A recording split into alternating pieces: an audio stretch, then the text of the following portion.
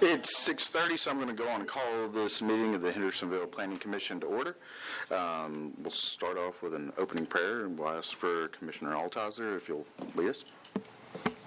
Everybody, please bow, please. Dear Lord, thank you so very much for all that you've done for us. Thank you for this community. Please bless us, Lord, tonight and help guide us to make the right decisions for our community. Lord, bless us and watch over us, protect us, and thank you for all that you've done for us, Lord. In all this we pray in Jesus' name. Amen. Amen. Ms. Berry, will you call the roll, please? Altizer. Here. Coker. Here. Evans. Here. Hardwick. Here. Hasty. Here. Longmire. Peterson. Here. Silkwood. And Slattery. I believe she's absent tonight. Thank you. We have 8 members here and 1 absent. I believe she'll be absent next month. I think she had a work conflict in these next couple of months. But with that, we'll go and kind of get started with the public hearing that we have scheduled. This is a request by Tommy Connor to amend the Enclave at Anderson Lane filed on the development plan. And I believe we have 3 speakers signed up for this. I'm going to just actually call your address, and you come up one by one and introduce yourself and just address the committee then. But with the speaker at 120 Legends Drive, please step forward and introduce yourself. Yes.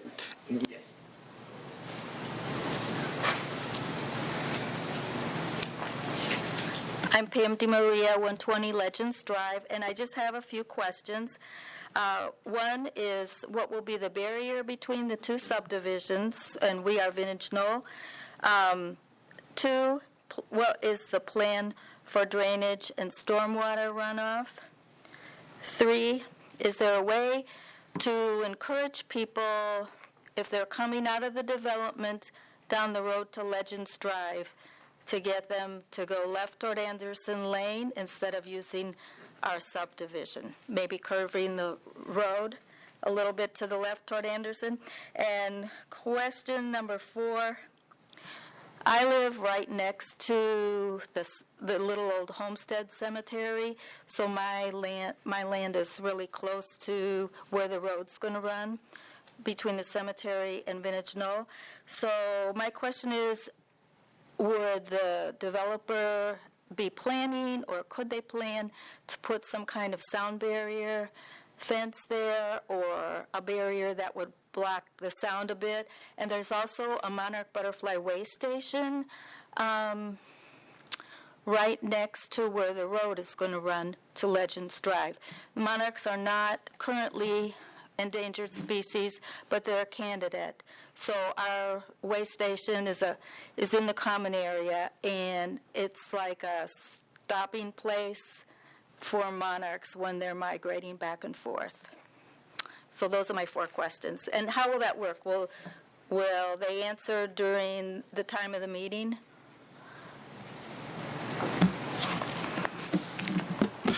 We're not allowed to. This is a public hearing. We're supposed to hear from you when those questions can come up when that gets to our agenda item. Then but we thank you for your. Okay, thanks. Thank you. The speaker from 121 Legends Drive, would you please step forward and introduce yourself? And hey, I reside just in front of her residence. And my questions are almost the same, what she expressed. And apart from that, there'll be a lot of traffic, and we always see the roads, people who use the Anderson Road, they always come at like 30, 40 miles per hour speed. And if the house is built in that area, it's definitely going to have some traffic issues, loss of life possibly. And that's something that needs to be taken into account. thank you. And our final speaker that's signed up is at 126 Legends Drive. If you'll come up and introduce yourself, please.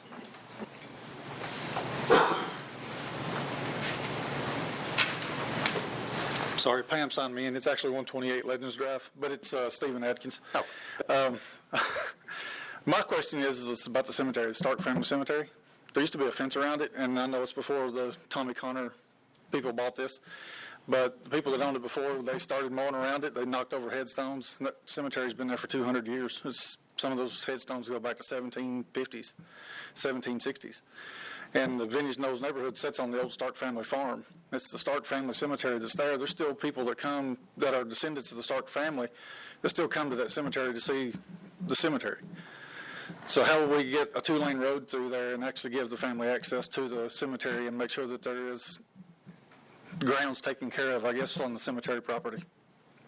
That's it. Thank you.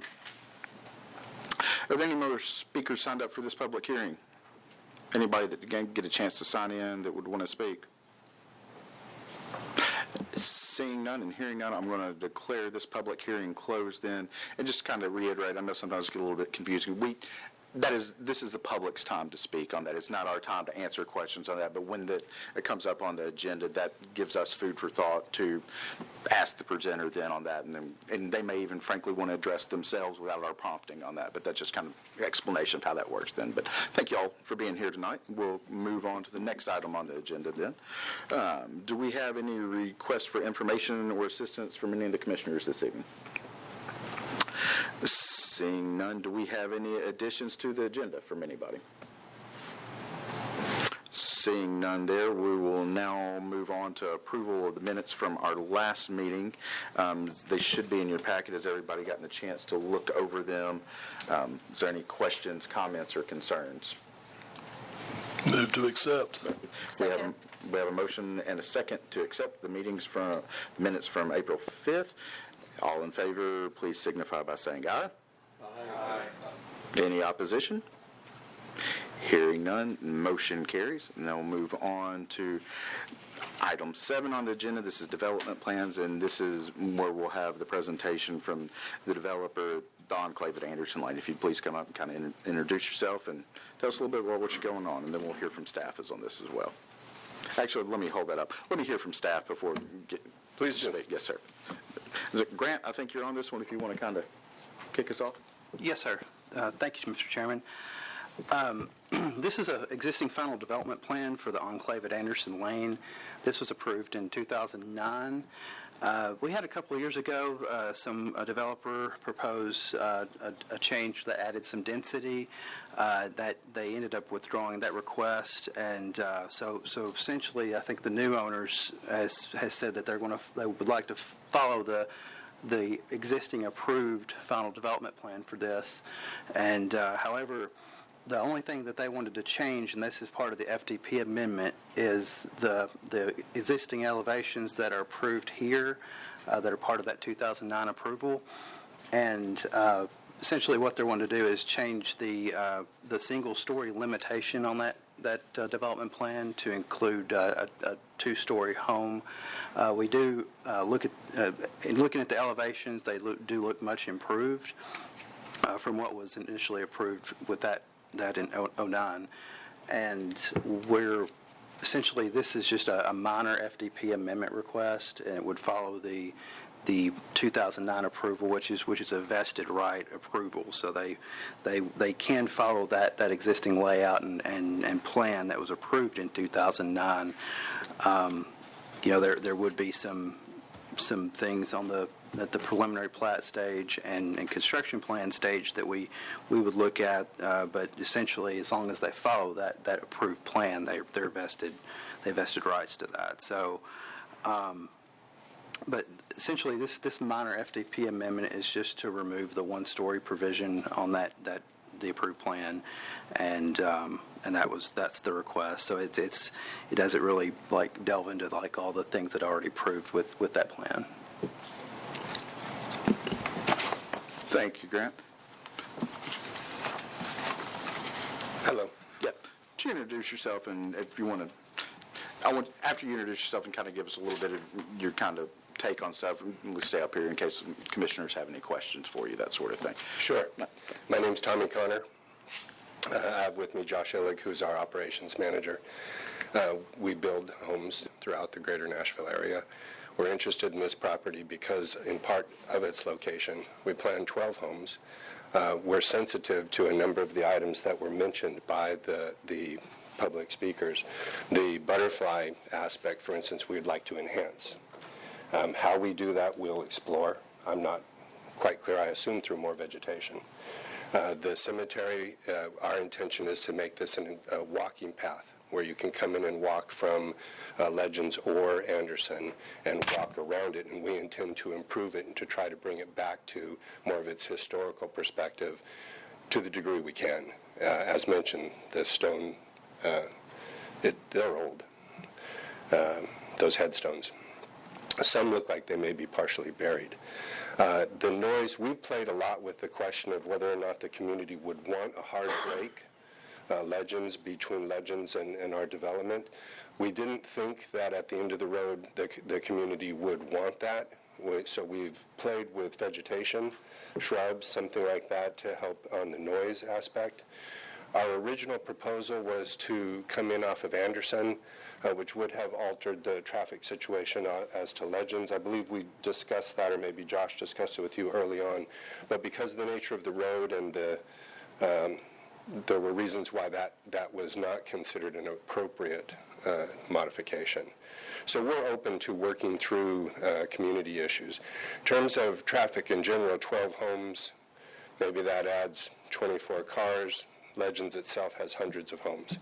I think the noise is going to go in the other direction.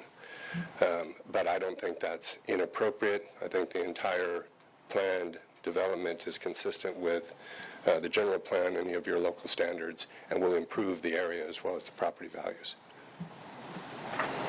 Thank you. Questions, comments from any of the commissioners? See, Grant, you're lit up. Did you have anything that you wanted to add to that? So I think it was lit up from before. I already shut it off. No problem. Thank you. Commissioner Peterson. Thank you. Grant, can we get these improvements from the developer in writing? At this point, with where this stands with the development, it's not something that we can require with this specific change that's requested. However, if the developer would like to add those, they certainly can. That's at their. It would probably be more appropriate at the preliminary plat stage to look at those, but given the nature of the amendment request, but yes, I think that would be something that they could add if they wish to do that to try to work with the neighbors. Oh, okay. So maybe something with the final site plan, is that when that would be approved? Yeah, this is a approved final development plan, and then they're asking for a minor amendment from the 1-story to the 2-story. Okay. And then the next thing that would happen is they would submit for a preliminary plat, and at that point, then a lot of these different things would be addressed at that point. Then, since there's going to be a roadway constructed, there'd be construction plans, and then that's when we get into a lot of stuff on the construction plans. Then, after the construction plans are done by city staff, then they can submit their final plat, and then that'll come back before the planning commission. And then a lot of the things that end up on the preliminary plat and come up in the construction plans, then those will be a lot of those will be reflective in the final plat. So I think all the things that were discussed with what already is approved on the final development plan, I think it's sensitive to other than the butterfly thing. I think most of that, it's got some sensitivity to that. Okay. I appreciate the developer listening to the residents. And one last question. Was this site approved for 2 stories? Is that the zoning, does that allow 2-story homes? Yes, sir. The zoning would allow for 2-story homes in general, but for whatever reason, which is an unusual FDP note, on this FDP note they required a single-story home. So that was really the reason for the amendment request. And we thought that would. It's technically a minor final development plan revision because of that, because it's such a minor change, unlike like changing an easement or changing something. Something that would be that would change things for the neighborhood and cause a major change per our zoning ordinance. But yeah, since it's such a minor change, that's where it would be. Oh, okay, thank you. Well, I think this development fits in much nicer with the neighborhood. I think last time there was going to be several townhomes, and there was a lot of opposition. And so I appreciate you coming back with 12 homes like it was originally zoned for, and it looks good. And that's all I have. Thank you. Thank you, Commissioner Peterson. Any other questions, comments from commissioners? Seeing none, I am going to entertain a motion to approve the final development plan the preliminary development plan as, I can't even talk. The final development plan as presented then on that. So, Second. all right. We have a motion on the floor and a second. Ms. Berry, will you call the roll, please? Who was the first motion? I made the motion. Okay, sorry. great. All right. Altizer, I think he needs Yeah. Go ahead. Yeah, let me qualify that. I want a motion to approve with all staff comments. all right. Okay. Altizer, Yes. Evans, Hardwick, Yes. Hasty, Yes. Longmire, Yes. Peterson, Yes. Silkwood, and Coker. Yes. All right, that's all 8. Thank you.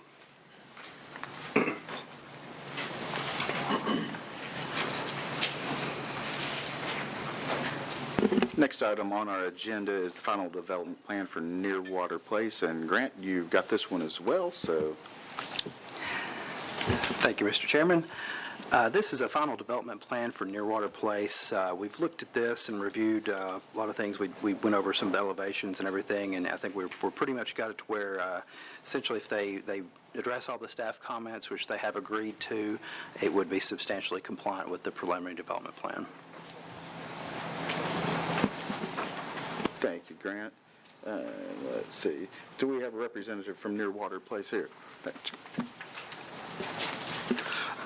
Lynn, do you have anything that you want to add before we kind of open up to questions or anything? I don't believe so.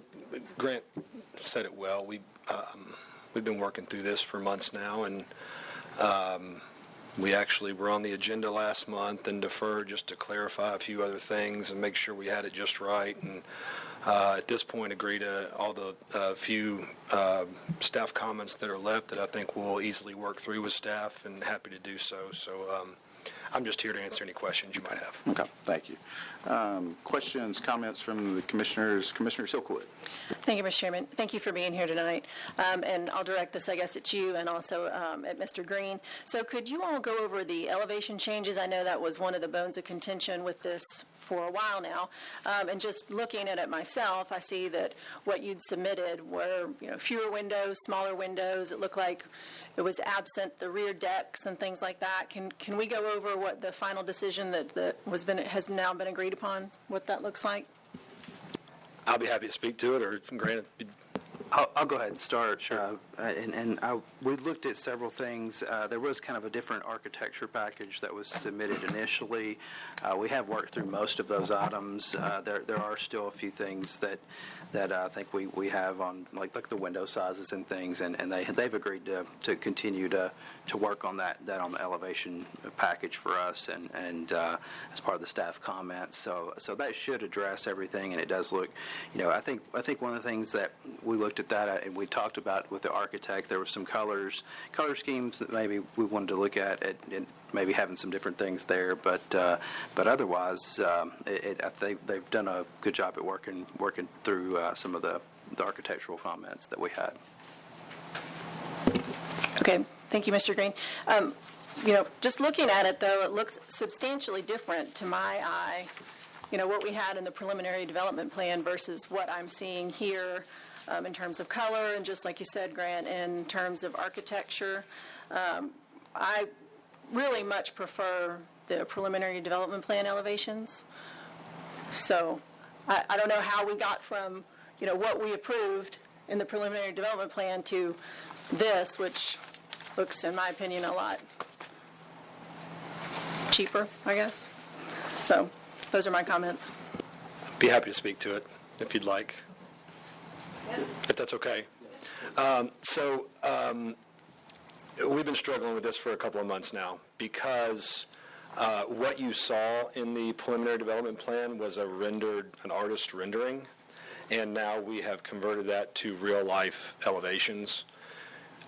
Just to be honest, I'm a little disappointed myself with what the computer does to reflect the architecture on paper, but I can assure you that everything that's drawn in the artist rendering is reflective of what's drawn by the computer. There is no missing balcony or column that's different. We do have a few things to work through with regard to some window sizes and the colors themselves, but you're going to find that we've spent some pretty exhaustive efforts to make sure even like the casings around the windows and the little lines that go inside the windows are the same and those type of things, and the columns are varying between units, and that the size of the porch is different from one unit to the next, to make sure those all look the same as that artist rendering.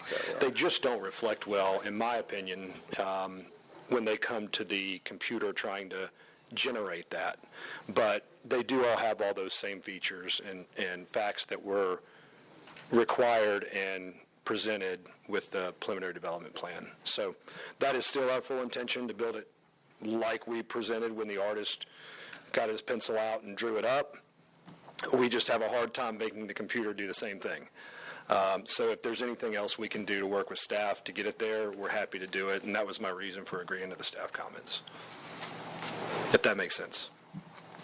It does, yes. Thank you for that, and I hope you'll continue to work with them and try to make it look a little bit more like what we saw in the artist renderings as opposed to what we're seeing now. And if I may, Mr. Chairman, a follow-up question regarding one of the fire comments.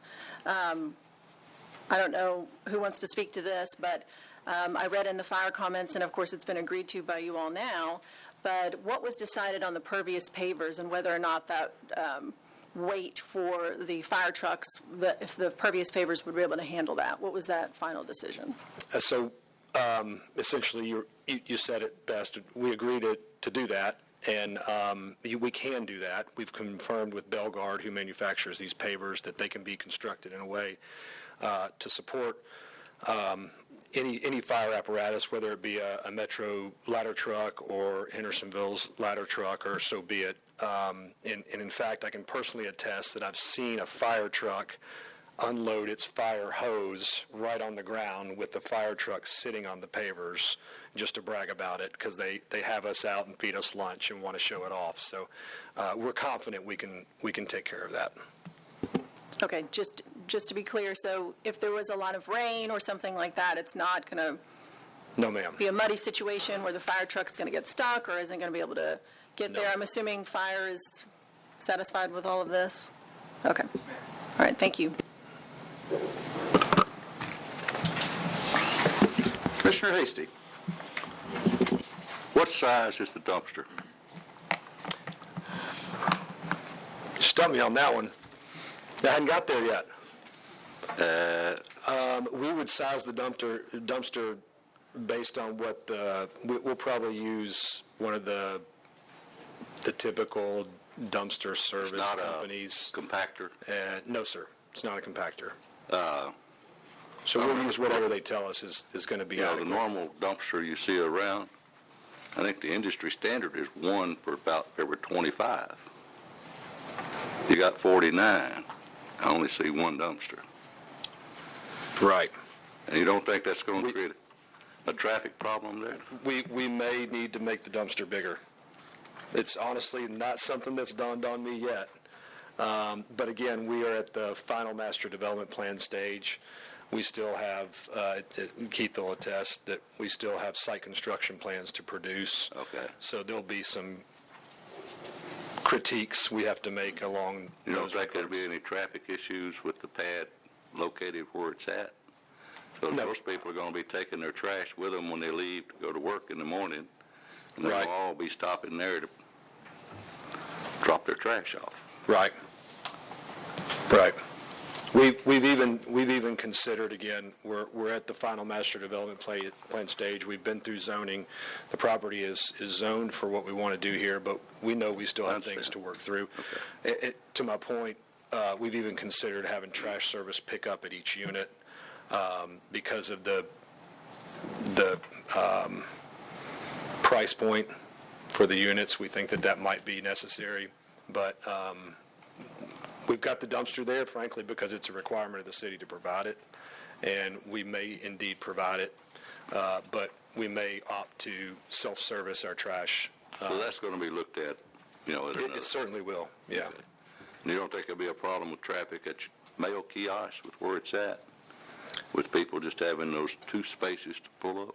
I don't believe so. I mean, I can go into a lot of detail about mail kiosks because I'll just tell you, it's been a topic that is discussed in my office as a developer, and we've got 18 neighborhoods under construction now, and we've been told on every single one of them by the Postal Service that they'll no longer serve individual mailboxes regardless of the stage of construction of the neighborhood. And we own Carrollton, for example, in Gallatin, and we have the last 3 phases of the community that's been ongoing for 7 years, and they've decided that they're no longer going to let everybody have individual mailboxes.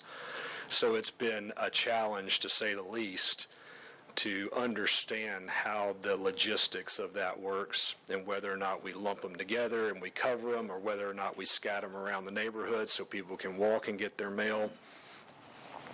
So that's something you'll be looking at. It's something we explore all the time, and just for everyone's knowledge, you'll find this interesting. What we're finding as that evolves is that you can actually pay the Postal Service to take pictures of your mail so that you can decide whether or not you want to go get your mail. And people are paying this service, finding out what mail they're getting, and then they're opting not to get the mail from that particular person anymore. So we're finding that when they have a kiosk, they just don't get their mail, or they figure out a way where they don't get mail anymore, which is sad to me because I enjoy going to get the mail and find out what's in the mailbox. But it's an ever-evolving thing, and we certainly will look at that more for this project. That's all I have, sir. That was a little more elaborate than you probably cared to hear, but it's a sensitive subject with me. Commissioner Hardwick? So of all the things that have been said, I concur with all of them. The two things that I can't get past are the elevation and the colors. That had I seen those when you guys were first here versus the artist rendering, I would have been a no vote. Really what sold me over to get me to vote for it was the artist rendering. I thought it was a great looking little walkable community, looked like a little southern charm, and I thought this would work well for that location.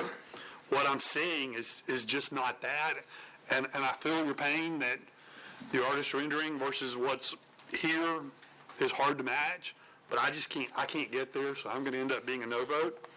The other issue is the traffic, and I'm assuming that horse is already out of the barn. But I know since the car wash, Camel Car Wash, shut down the entrance to racetrack, there were 2 wrecks, 3 wrecks, maybe a 4th wreck there. And trying to get in and out of there is a nightmare when there's not another way in and out of that center.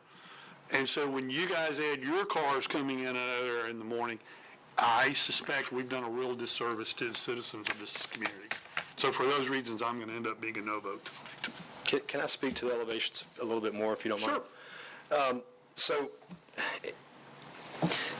I struggle. Excuse me just a second. Sure. Jason, can we skip to the next slide, please?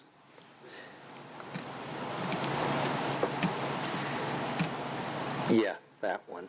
Yeah, that. Is that what you're talking about, those elevations? I think the problem, and Commissioner Hardwick, Go back to the elevation. I think the problem is more about the particular colors right there.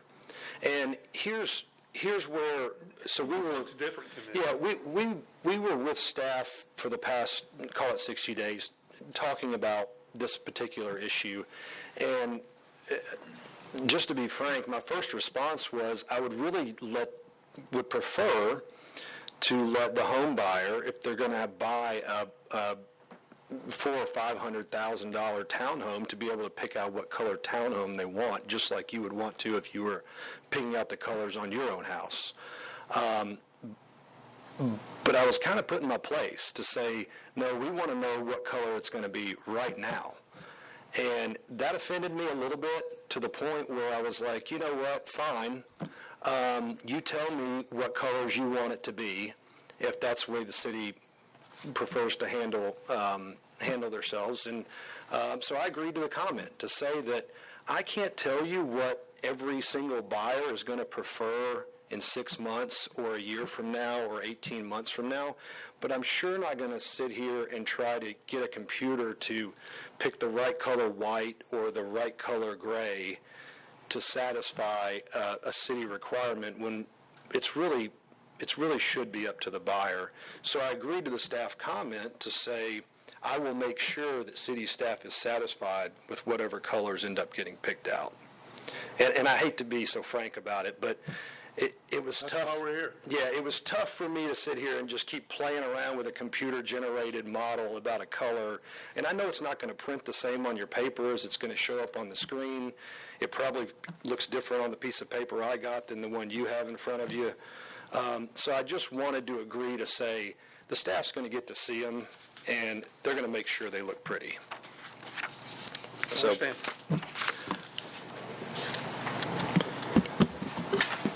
I can't speak much more to the traffic, though. Hey, I understand. I mean, Yeah. it's what I do for a living, and it's a tough situation. It is. You really need to be able to buy that other lot, and unfortunately, due to trust situations, you can't.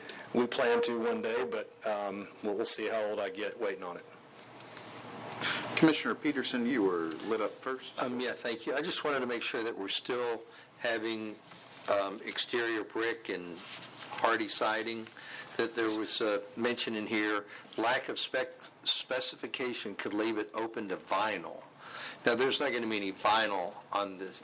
No, sir. No, the idea is that we agree to make sure we're specifying every little thing to make sure there's not going to be any vinyl. Okay. So, yeah, we certainly will not have any vinyl siding of any sort. But I like your approach to these individuals being custom built, so to speak, for the owner's specifications, and not just a spec building. Right. And, hoping someone would buy it.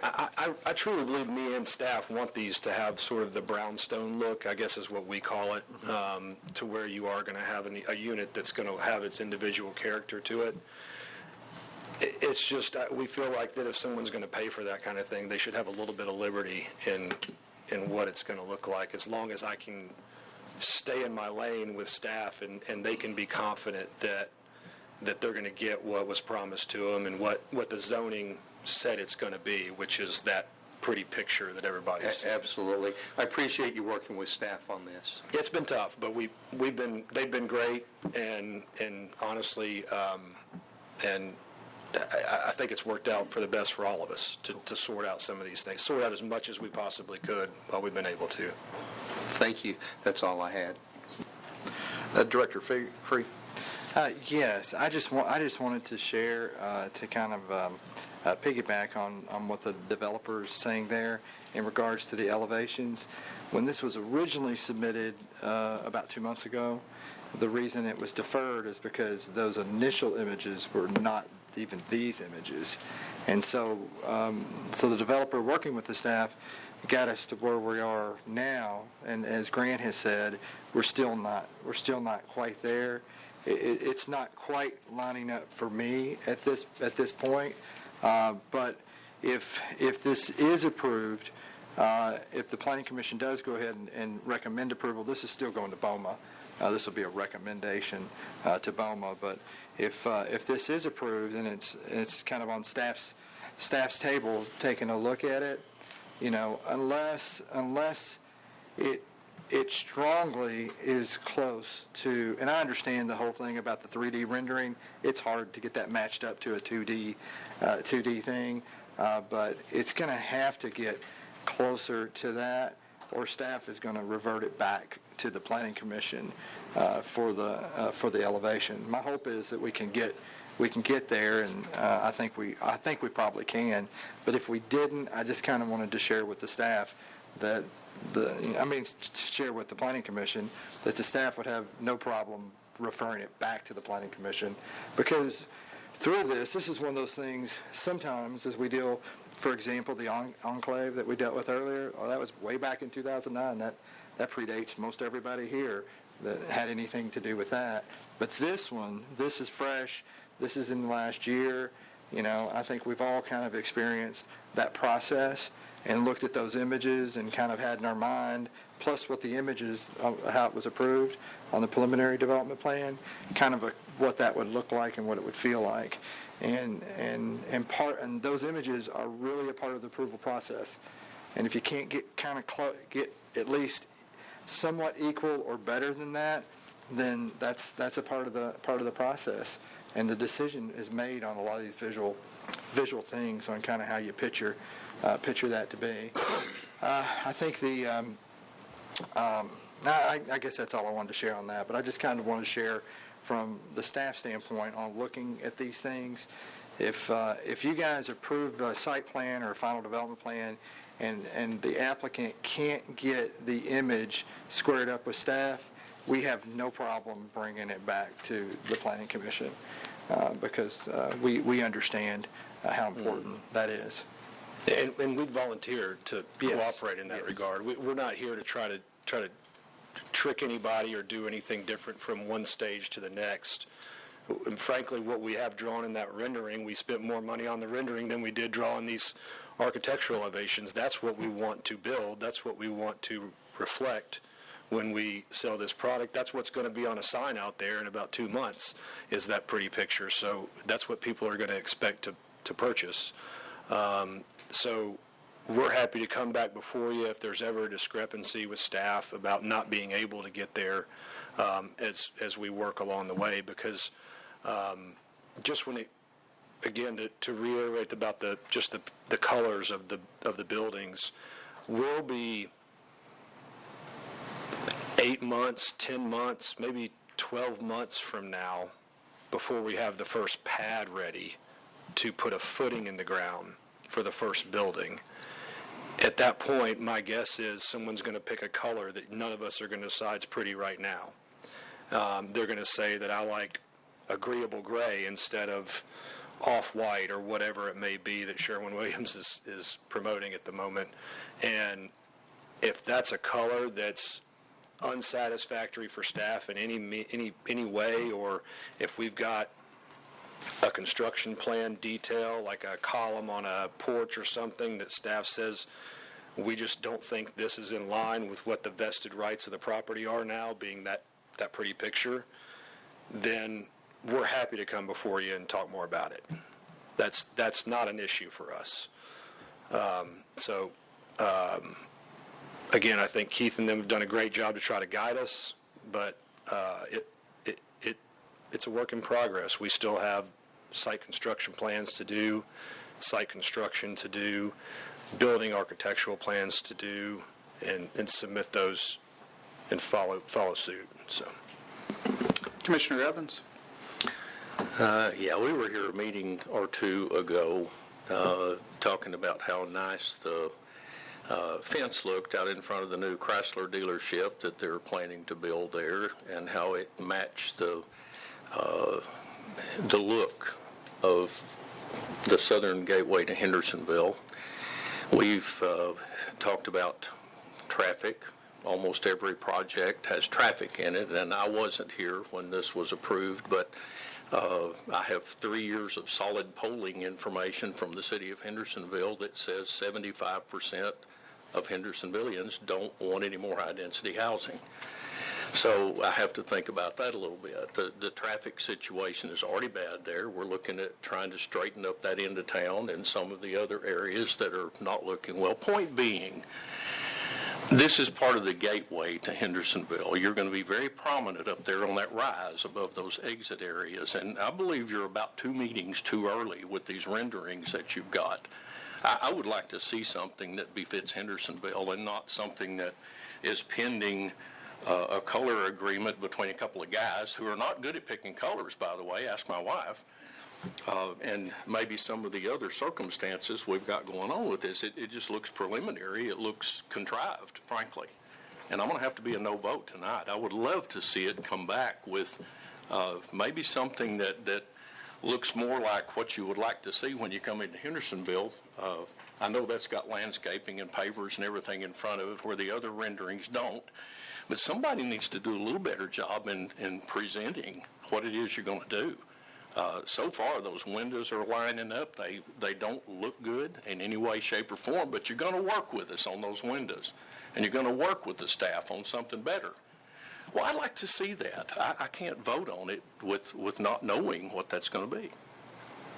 Thank you. Okay, I understand. Thank you, Commissioner Evans. So, Grant. And two, Mr. Chairman, I'd like to make this note to kind of build on what Keith said. Just, at the final development plan stage with these renderings being different, this is the opportunity for the Planning Commission to weigh in on these things and to make sure that this kind of meets what they see as the preliminary development plan requirements. So just like with the color, I think the PDP showed white.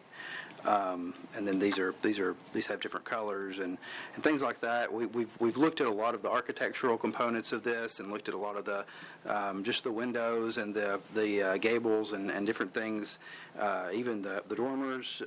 There were several things that we've looked at from the initial submittal and then where we are now, that are better architecturally, that do match, closer to what the PDP showed on that. But it is the appropriate time for you guys to kind of weigh in on what your all's thoughts are on those things. So thank you all.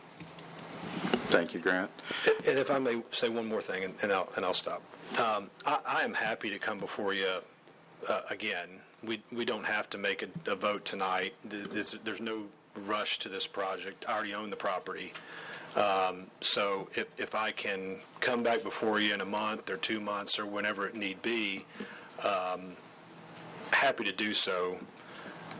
I'd love to be able to reach out to you individually or in some form or fashion decide what it is that I could do. I can, in my mind it tells me I need to strip these colors off and make it all white again because that's what was approved at the zoning.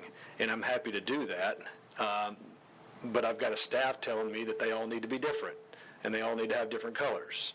So I have a vested right to develop the property as it's been zoned now by BOMA based on that rendering. I'm really trying to fit in that box, I promise you. So if you'll give me the opportunity to come back before you, I'll reach back out to staff, and if there's some form or fashion I can get individual input from any of you and all of you, I'd love it. And maybe we try this again in 30 days or 60 days and see if we can get closer. Before we get to that, Commissioner Longmire. Yes, I've kind of been, want to speak, okay, that's been answered. But let me ask you something. What is the blue that's at each of the windows? What does that signify? Oh, it's just glass. I think the blue on the windows? Yeah. I think it's just reflective of where a window is, to make it clear where a window is all that's intended to do. Okay. Now, the other thing is that at some point something was said about people buying this might want to choose their colors. I mean, I know it's been a long time since I ran into this, but it used to be that you could have, say, a color combination of 6 or 8 different color combinations, and the person buying would buy one of those, and it couldn't be next door to one just like it, and there were some rules about it. Right. And then the development usually turned out pretty good. But I kind of don't have that feeling about what's been said tonight. We have those rules, and those rules have been sent to staff. There's restrictive covenants that we've already drafted for the property to make sure that we call it the Monotony Rule. Yeah. It's to make sure that things aren't monotonous. Right. So we self-impose restrictions like that. It's also speaks to things like you have to pull your trash can in at night, and you can't have a boat sitting out in your driveway, and whatever else. You can't go cutting down the landscaping because we maintain all the landscaping, those type of things. But it does address the monotony of the buildings, just to be sure if I were to get hit by a bus halfway through the development, that somebody else can't pick it up and decide to make every building the same color or the same style or what have you. Okay. So those have been submitted and reviewed by your staff. I think we've all kind of touched on this a little bit here. I'll be honest with you, one of the reasons I voted against it several months ago initially is because I had, just my gut told me that what we were going to get presented with is not going to look like the initial renderings we saw. Based on the renderings we saw, I never thought that there was going to be a choice of color. I thought it was going to be a Henry Ford thing where everybody could choose any color they want as long as it was white. That was the presentation. It's a little opposite of what he said, but it's the same theory on that.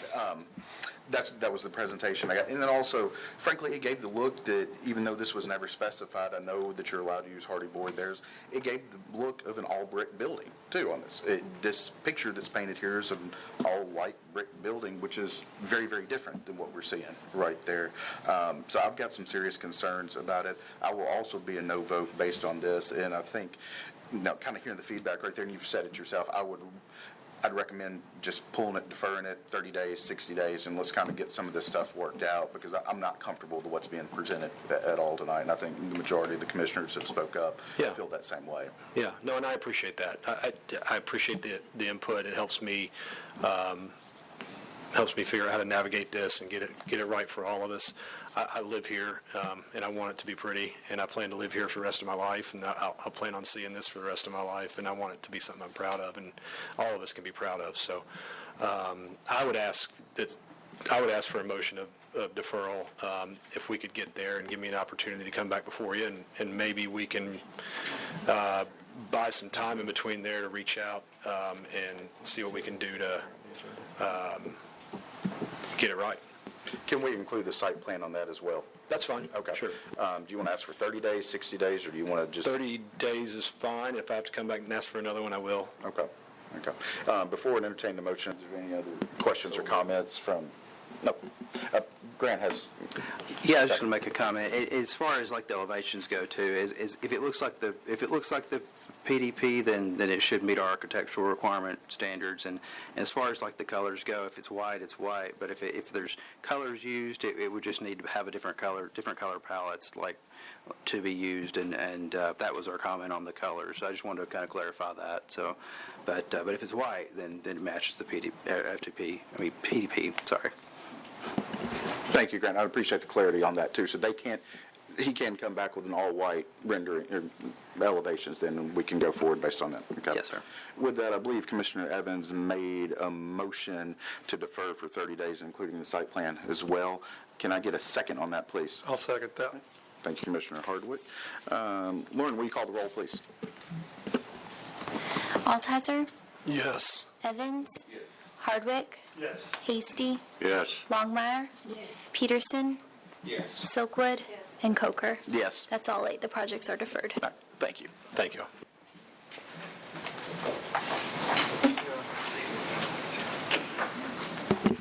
Next item on our agenda tonight is the site plan for Hazel Path Mansion. Do we have a representative from the developer here? Sydney is going to take care of this. Okay. Yeah, Timothy. Okay. All right. Sydney, I think you're pinch hitting for Timothy tonight on this one, so can you get us started here on this? Sure. This came before the Planning Commission last month and was deferred as the Planning Commission requested additional information for the parking agreements.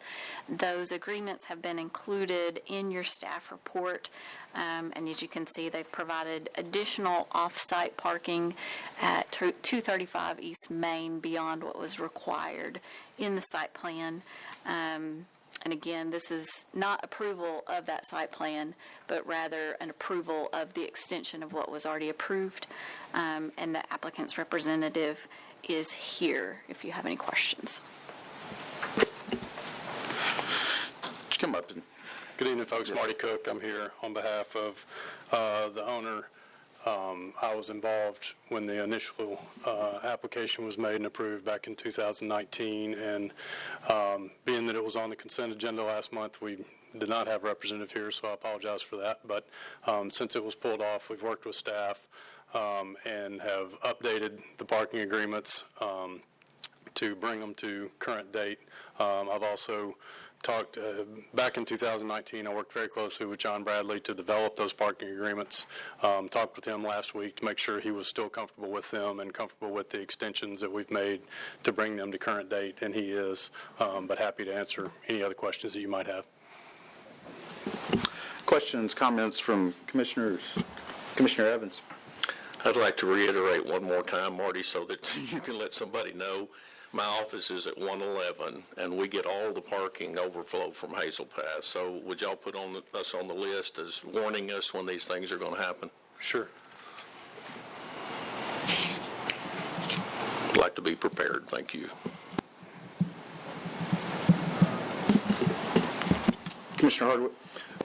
My question is really more for Mr. Free. If, for whatever reason, the leases were terminated or not renewed at the end of the term, what would happen? Would they lose their ability to host events? Yeah.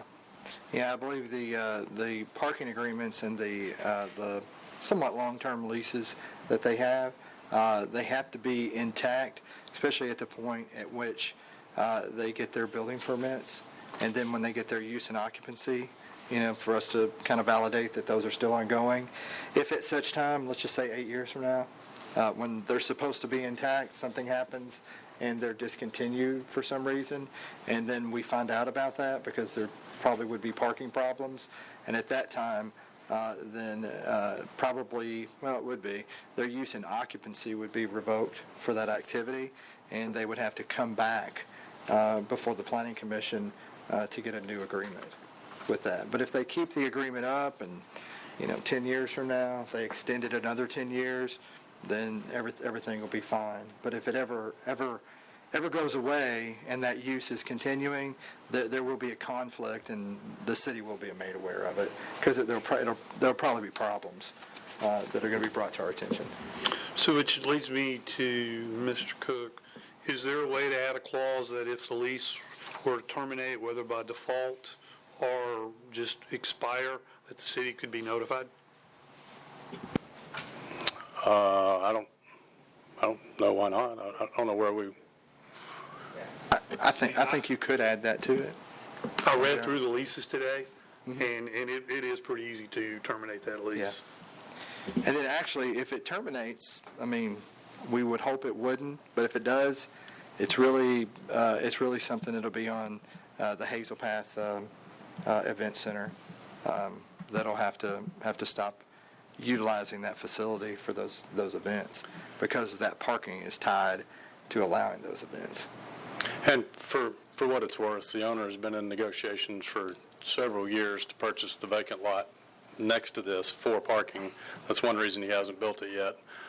So that is certainly the long-term goal and plan, is for that to be on-site. But that hasn't been secured yet, and that's why this is kind of a plan B. I think we all thought that was going to happen. Well, he's been trying. I understand. Commissioner Evans. Yeah, it's that I tried to buy that lot myself one time and build on it, and just couldn't get it done. But I realize that. But it's not going to matter if those off-site parking leases terminate, because people are going to park as close to the mansion as they can get. I've watched it for about 20 years. I've been there. So that's what's going to happen, and hopefully you can get that other lot and put some parking, and hopefully he'll overfill that with the people that want to come there. Any other questions, comments from commissioners? Seeing none, I will entertain a motion to approve. I'd like to make a motion to approve with one that, as part of the year extension, they will add to the lease or give a surety that they will notify us in the event the lease is terminated for some reason whatsoever. The planning department. The planning department would be notified. We have a motion and a second from Commissioner Evans. Lauren, would you call the roll, please? Altizer? Yes. Evans? Yes. Hardwick? Yes. Hasty? Yes. Longmire? Yes. Peterson? Yes. Silkwood? And Coker? Yes. That's all 8. Thank you. Thank you.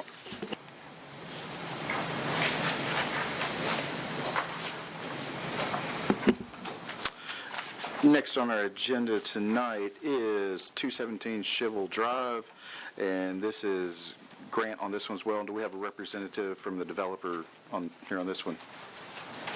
I'm also here on this one along with Mr. Morrell. Well, welcome back. Grant, can you kick us off here? Sure thing, yes, sir. This is site plan submittal for a residential building at 217 Shivel Drive. This is a 17-unit building. The development's currently allowed in Old Town residential zoning. And as you can see, I think you all have some other information at your all's places there with some of the elevations. They initially wanted to go with a 3-story building. And essentially what they did, they had a fire, had a comment number 3 in your reports there, where they had to provide another access point if they're going to do over 30 feet or 3 stories. So they essentially, they've shrunk this down to a 2-story building. They've agreed to address all staff comments, and which would essentially make that take care of all those things. But that was a last minute change to the 2 stories. Thank you, Grant. Marty, do you have anything that you want to add? Or? I was just going to make a little introduction and introduce Mr. Morrell. Thank you, Grant. As Mr. Green said, this is a by right application. The current zoning is in place for this project. The applicant has worked very hard with staff over the last few months to get this to a point that staff was satisfied with it, even with these last-minute changes, to make sure that all staff comments were agreed upon, and staff comments have been agreed upon by the applicant at this time. And I want to introduce C.J. Morrell, who can address any technical issues and questions y'all may have. Yes, and as he said, we've worked, had several meetings with staff to work through some of these issues on the plans. Happy to answer any questions you may have at this time. Commissioner Evans? I live over in that direction. I'm sorry I'm involved in too many things tonight, but how many houses are on that piece of property now? There's just one house. And how many residences will we have after you build the apartments? It will 17 units. 17 units. So at least 17 cars and at least 7 trips per day for each car. And therein lies the problem with Old Town Residential and the zoning we've been talking about. We are swiftly overcoming the infrastructure. Matter of fact, we've already gone beyond overcoming it. And I understand that we have that zoning there now, but I understand we've had that for a while and we've been talking about it for a while. We have to do something, or we're not going to be able to get out of there unless we want to ride a bicycle. It's difficult to get off that peninsula now. There are basically 2 ways, and you're right in the middle of both of them. So just want to make that comment, and I would like for us to look at something more in that area. We can't continue to take one house away and put 17 to 27 or however many it is on there. Every time we do that, we go from 7 car trips a day to 7 times however many residents we have. So that's my comment, and I'm looking forward to doing something different. Questions, comments? Commissioner Silkwood? Yes, thank you, Mr. Chairman. So, quick question. I found it kind of interesting that they're 1-bedroom. Are these apartments? Are they for sale units? Are they going to be rental units? They're designed as condominiums, but that is something that would just kind of let the market would dictate. So we don't know yet if they'll be rental units or if they'll be sold to individuals. It could be either one or a mix. Okay. And you are aware that there's no vacation rental in this Oh, zoning? yes, ma'am. Okay, good. The other concern I have, and this touches a little bit on what Mr. Evans said, you have the minimum allowed parking spaces, 1.5 per unit. So where are the extra cars the visitor is going to park? If you have 2 people living in a 1-bedroom unit and they each have a car, where do those extra cars go? And I know you've met the requirement, but, speaking to what John said, the infrastructure, taking away one house and adding 17 units, that's going to be a problem. It's already somewhat of a problem, but just a comment. Thank you. Thank you. Thank you, Commissioner Silkwood. Questions, comments? Tell me a little bit about your background and how you picked this piece of property and just how you came to be here tonight. How about that? Sir? Sir. Can you introduce yourself as well, please? Yeah, Donovan Degree. So kind of been with this project since inception. So essentially, kind of have background in terms of development and home building. I moved to the area, didn't have very much. Probably about 10 years ago, moved away. Had some people that are gracious enough to, be kind to me, donate a car whenever I literally couldn't even afford a place. So I believe in affordability. I understand the concerns, I do, and I understand that there's likely going to be a change to that area, but for now, I definitely believe in affordability, and what attracted me to that area is just the opportunity to give somebody else a chance. And I don't want to be presumptive, but is that how you decided on one-bedroom units for each, as opposed to a mix of 2 and 3 bedrooms and that sort of thing? Yeah, I think we had an open idea early on, but just kind of given some of the constrictions and the parameters, working with staff, I think that's eventually where it led to. Okay. Do you own this property now, or do you have an option to purchase it, or where does things kind of stand in that? Yeah, Shovel Partners does own the property. Okay. Yes, sir. Okay. I want to echo the other concerns been here. We've been overrun by high density here in Hendersonville, and specifically this area of town. I understand that this is what the zoning allows for, that sort of thing. I wish that we could have something better there, though, just because we have overrun folks in this area of town with that. So that's my comment, and I'll hush now. So, Commissioner Hardwood. Can you talk a little bit about the overall design of the building? I drove through that neighborhood over the weekend. There's a lot of stuff. A lot of the old houses are being torn down, and the new, more narrow, skinny type homes being built. And this just looks a little bit different than what we're seeing being built in that neighborhood. So I was just curious how you came up with the design, and talk a little bit about that. Yeah, so, well, first off, I think planning staff has a lot of requirements for that area. For example, like 40% glazing on the first floor, 66% brick. So whenever you kind of combine those two elements, to some degree, it's kind of locking in your product. And so we really want to obviously produce a nice-looking building, and I think planning staff did a great job designing those parameters to make sure you got a lot of glazing, a lot of brick. So, yeah, that is very different than probably what's over there, but that's also, I think, the direction that planning staff wanted to go back when they established these ordinances. So when you started the project, were you thinking that it would be an indoor access with a hallway and you go in versus exterior access to the... Yeah, so if you had that planning directed you in that direction? No, that was actually myself. We had the option to have an open corridor on this building, and I actually chose to close it. I've got a 2-year-old daughter, and I think, part of this process is understanding who potentially could live there and making sure that they feel safe and that they have access to the building, and we have the mail room in there. So honestly, just trying to be thinking about who's going to live there, and if it's a single lady, I think that she would want some type of key card and the ability to go in the building, and just the people that live there have access to it. Okay. Grant. Thank you, sir. Thank you. I do want to kind of clarify something on the requirements. It is a zoning ordinance requirement for Old Town to have the glazing and the 66% brick for multifamily. That's something that's been in place for several years. So essentially, in looking at the design of the building, it's there's different types of ways to implement that with the architecture, but I think this is, it does have a more contemporary look.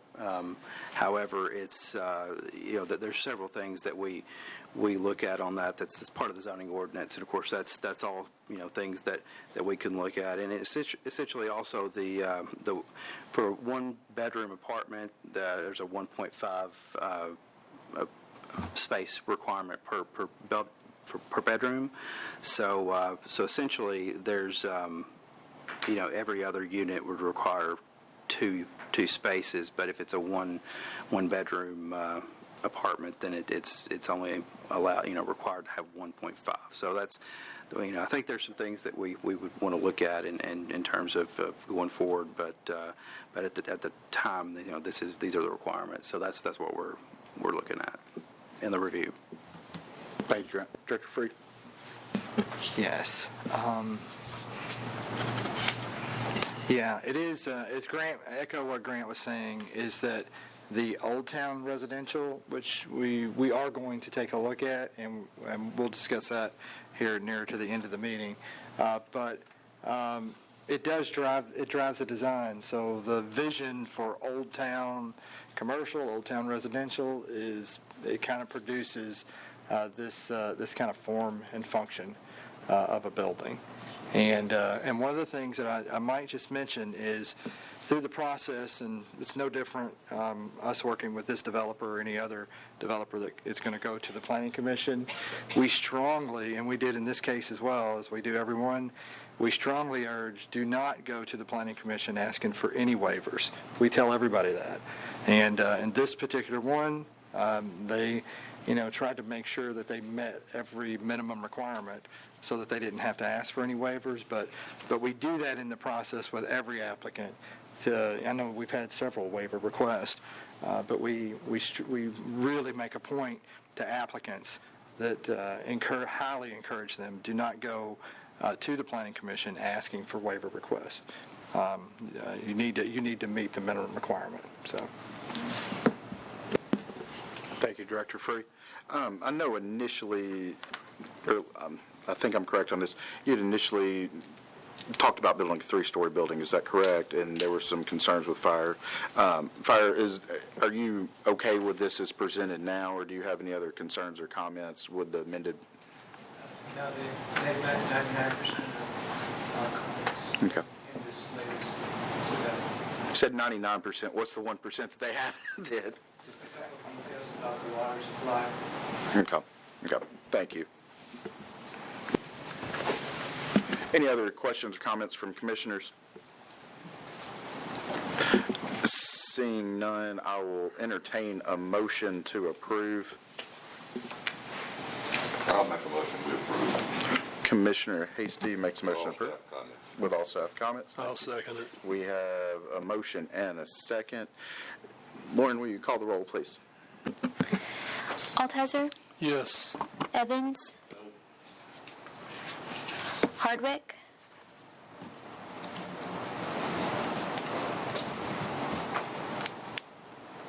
No. Hasty? Yes. Longmire? No. Peterson? No. Silkwood? Yes. Slattery's not here. And Coker? No. All right. That is 3 and 5. The project does not pass.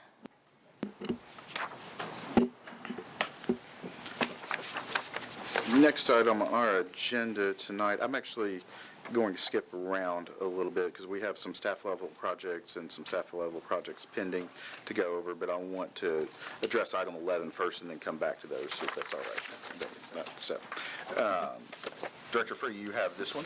Yes, this is, let me get the right one here. This is Hunt Club Phases 6 through 11, an encroachment request for 114 Higginson Place North. What this is, you can see in your packet. This is similar to last month's request for a pool in I think it was a conservation easement. This is actually or a landscape easement. This is a conservation easement on an old final development plan. Well, actually, it's not on the old final development plan. As you can see in the staff report, after doing a thorough research for this, is that there's this 15-foot landscape conservation easement to protect existing trees that was placed on this.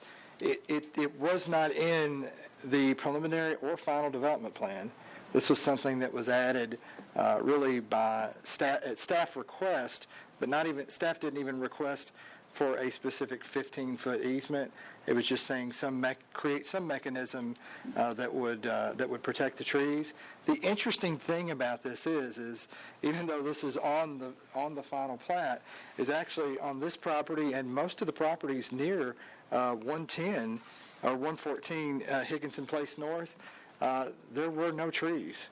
So there were actually no trees to protect, and the conservation easement is only for those trees.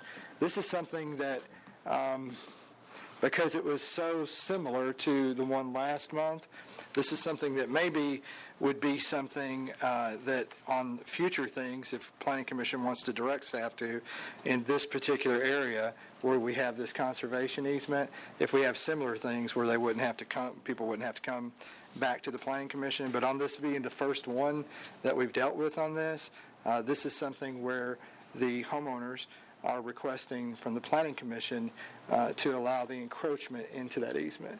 And it's appropriate if the Planning Commission chooses to allow encroachment within that. And it's one of those things, it seems like it's so tiny and insignificant, but it's we haven't run into this issue before where we've run into that. Although I think we might have pools that have actually got into a piece of that 15-foot easement further up. So, and I think the homeowners might be here, and if there was any question, they did a really good job on their presentation. You can really see where they're talking about putting the pool. Staff has no concerns with this. There are no trees to protect, and the initiative of the landscape easement was just to protect trees, and that's just, there's none there to protect. Mark and Amanda, would you like to come up and add anything?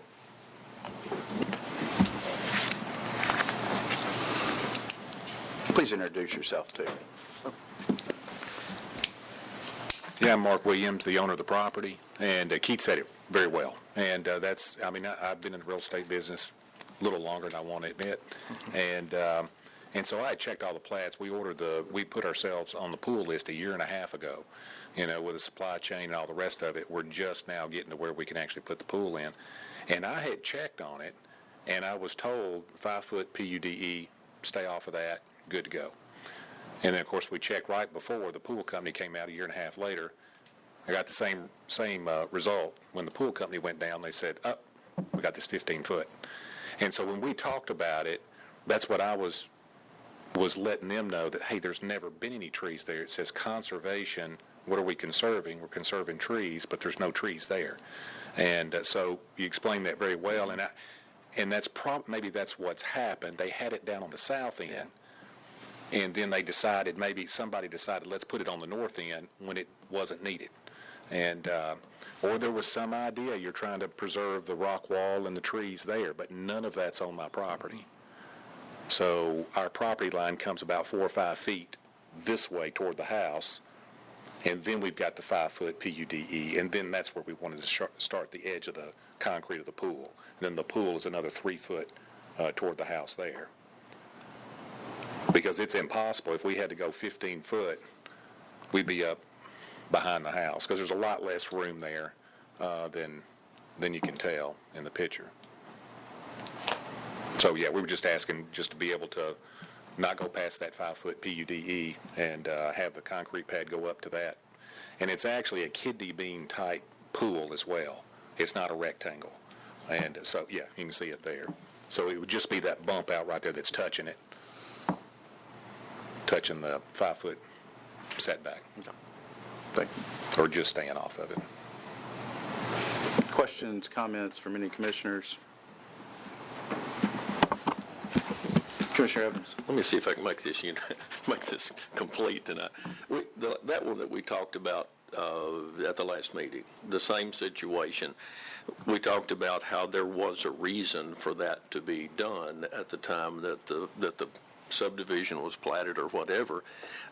Well, there's a perfectly good reason, and it doesn't apply here. So I don't see any problem here with doing that. And we also talked about whether stuff like this should go to BZA, and I think you had a real good reason there, but I don't see any problem with this at all. We know why it was put there, and it just doesn't apply. Thank you, Commissioner Evans. And I'll just add myself, just for this comment. We live in the same neighborhood. I've come over and looked at it, and that I don't remember if it's your immediate next door neighbor or a couple down. They've actually, their concrete slab for their pool actually goes up to that 5 feet barrier on that. Because if I remember correctly, this wasn't caught until you went to go pull the permit on it. Is that correct? Right. I think it happened to be because that drawing is right on my lot. So it's obvious. It's right in front of you, right? And the other ones, maybe you get missed or something like that. Our next door neighbor didn't go all the way to the 5 foot, but, I mean, literally the very next door neighbor, they went about 4 foot into the 15-foot setback. And they were approved, so, somehow. So, in other words, it didn't come up with them for whatever reason. We're also asking for the fence to be on the property line like the neighbor's is, too. It's in that picture. That's the other part right there. Yeah, that's our neighbor's property. They've got a pool. You can't see it with the shrubbery right there, but they've got their pool in there, and then they've got a fence right on the property line. So that's another thing your fence would be flush with theirs. Then exactly. Okay. Yeah. Same style and everything. Okay. I'm going to echo the comments that Commissioner Evans made. That just, and Director Free and I have talked about this a little bit as well. I don't know if this is the proper time to do it, but we want to give them the authority to kind of deal with these things themselves, so y'all don't have to come up here in front of us, because we understand what intent here is on this. It was protect something that is not there. So, but with that, I'm going to entertain a motion to approve with all staff comments here. So moved. Second. Okay, y'all are going too quick for me. Who made the motion? I Beth did. made the motion. Okay, thank you, Beth. And then, Tim, did you make it? I second. Okay, we got a motion and a second. Lauren, will you call the roll, please? Altizer? Yes. Evans? Yes. Hardwick? Yes. Hasty? Yes. Longmire? Yes. Peterson? Yes. Silkwood? And Coker. Yes. That's approved, all 8. Jeff, Thank y'all. just as a matter of record, I have been out to see the property also. I just want that. No. I wish I'd seen that you'd been lit. Were you lit up and I missed you, or was your mic lit up and I missed you? It's okay. I'm sorry.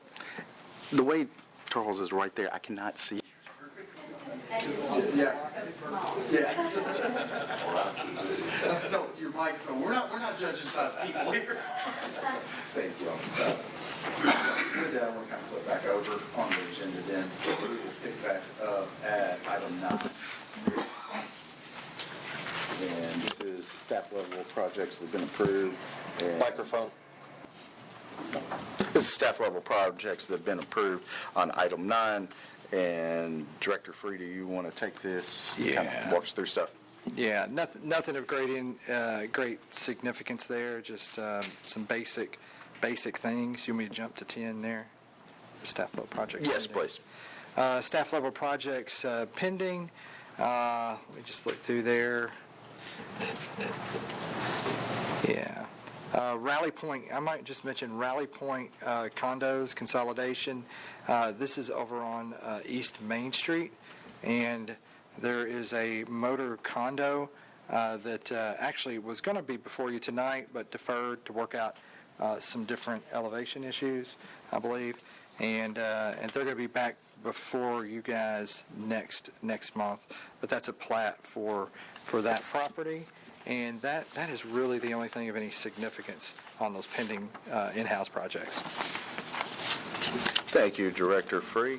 The last thing that we've got on our agenda then for tonight is a resolution adopting the revised bylaws for the Hendersonville Planning Commission. I think everybody should have a copy of those in your packet and have had the opportunity then to kind of look through and review.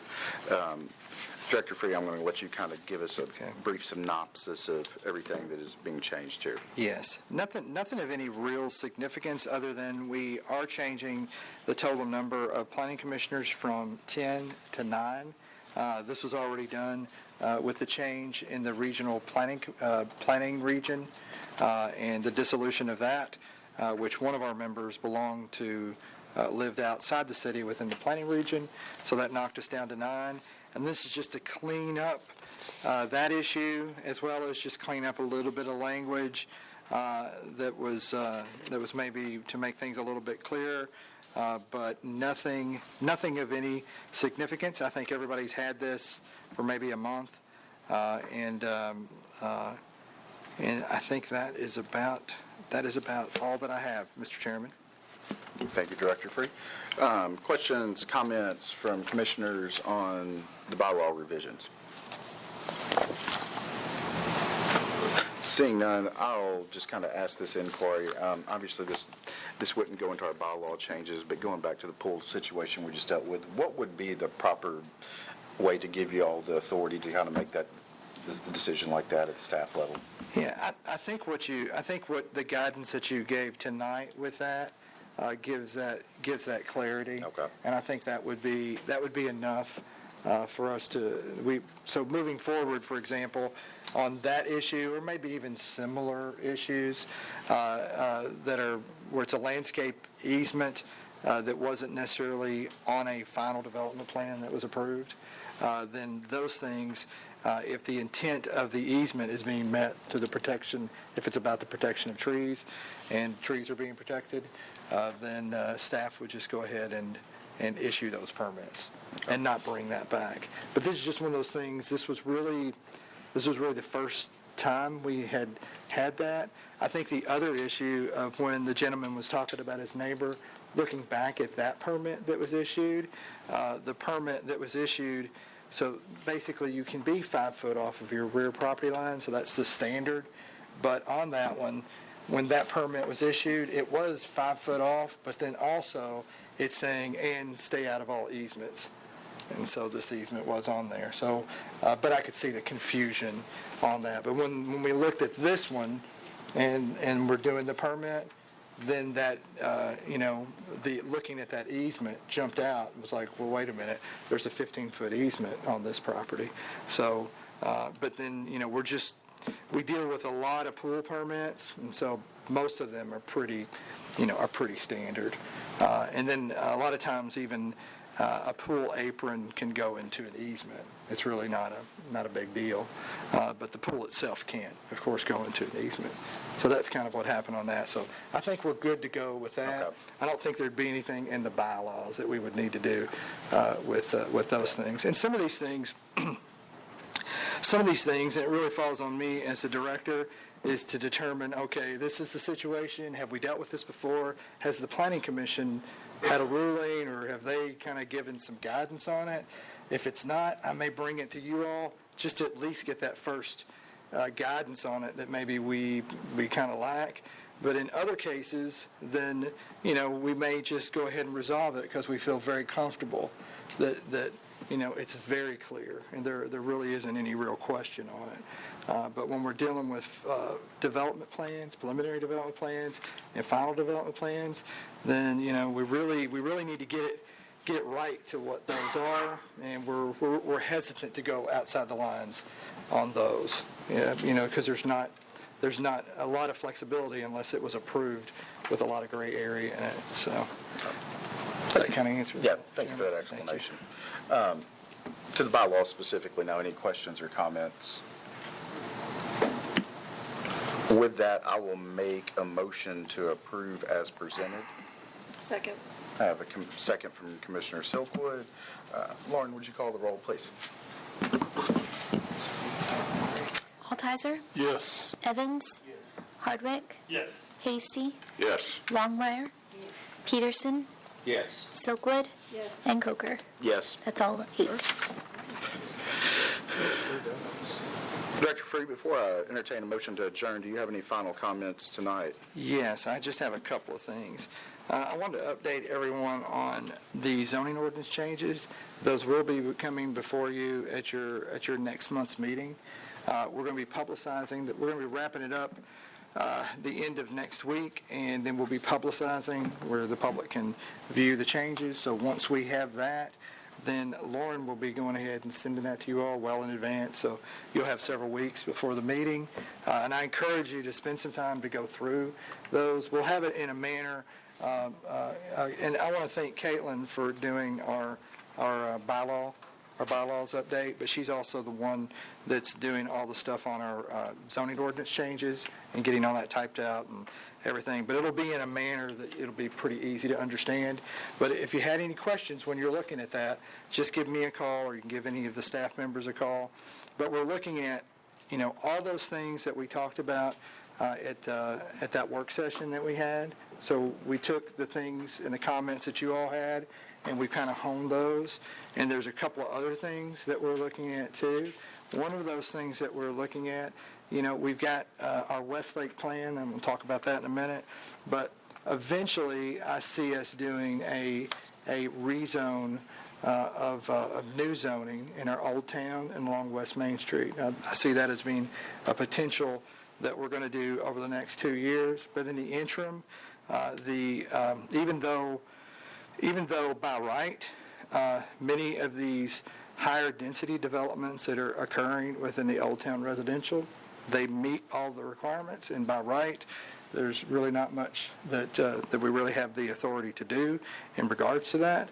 I think the level of the density is concerning to me, and so allowing 15 units an acre, we'll be having discussion about it, but you'll see I'm going to be proposing in Old Town residential, I'm going to be proposing to reduce that to out of high density and put it really more in maybe middle density, where it's just instead of maybe 15 units an acre, maybe 7 units an acre might be more appropriate to the scale of the development. But as that area has developed, the planning staff, just like the greater community, we see it, and we really see the need for a plan for that area, and then a robust zoning that would then further that plan. There is a plan for that area, and it's the Old Town plan, and the zoning does support the Old Town plan. But the way that is it'd be really difficult to make the Old Town plan a reality because all of these individual small pieces of property. You'd have to really go in there and purchase 50, 60 properties to really do something of the scale that I think is the vision of what the Old Town plan is. So be sure to look at that, because the next meeting, even though we're not going to have a whole lot on the agenda, I think it's going to be a lengthy meeting. It'll probably be several hours extra, I think, because we may want to have discussion. And my hope is that from that meeting we can come out of there with a recommendation to BOMA for the changes that we're proposing. I mentioned the Westlake plan. This is what the West Main Old Town Westlake is kind of what the planning staff has been referring to. We've been working with our consultants. Our consultants are doing a great job.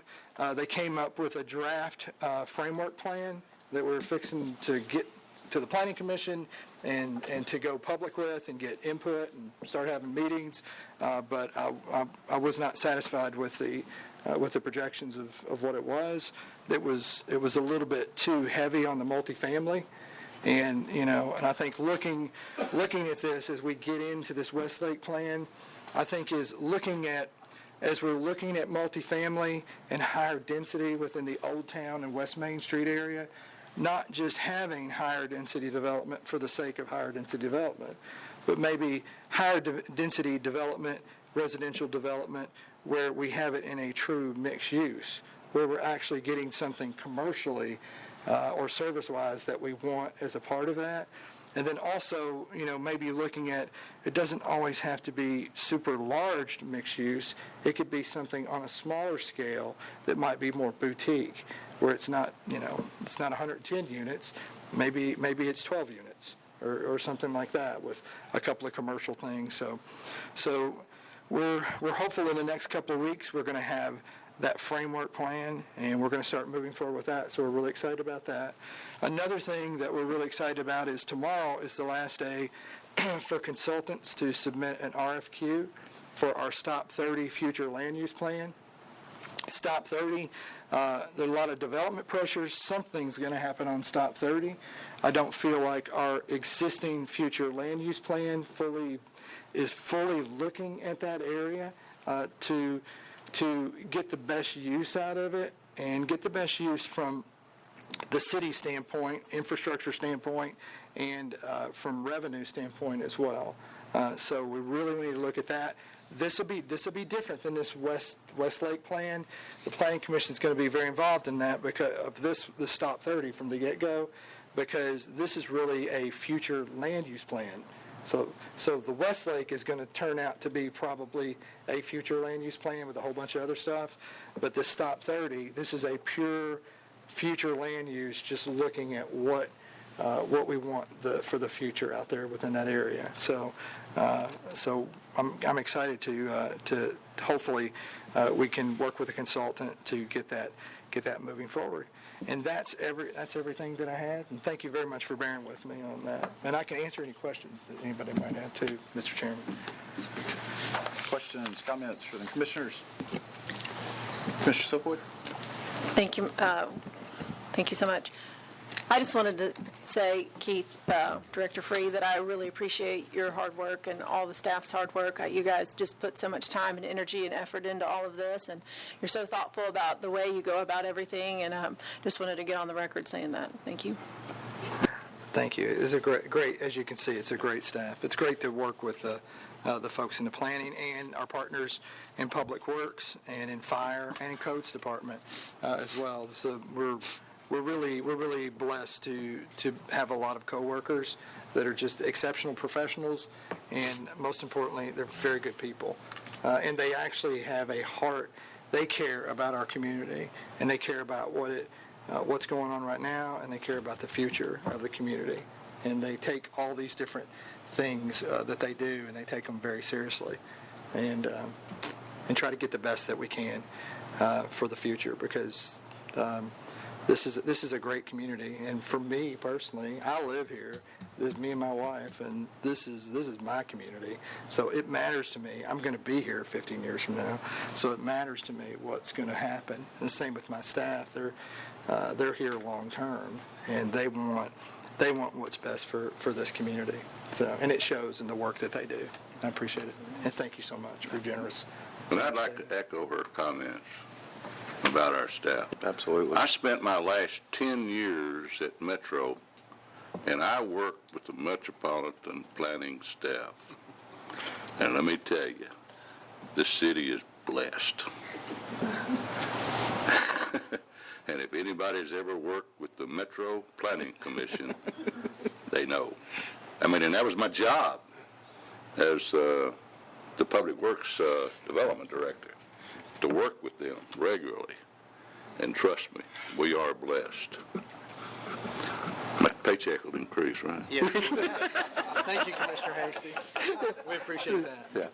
Yeah. I'll concur with that. Y'all do a great job and appreciate everything that y'all do. With that, I will entertain a motion to adjourn. Move to adjourn. We have a motion to adjourn, and we have a second. All in favor? Aye. Any opposition? Hearing none, we are done. Thank you all very, very much.